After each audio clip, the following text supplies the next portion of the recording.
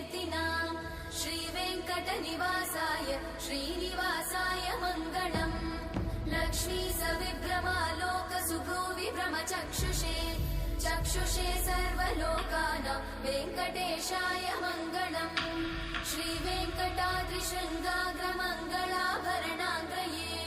मङ्गलानां निवासाय श्रीनिवासाय मङ्गलम् सर्वावयव सौन्दर्य सम्पदा सर्वचेतसां सदा सम्मोहनायास्तु वेङ्कटेशाय मङ्गलम्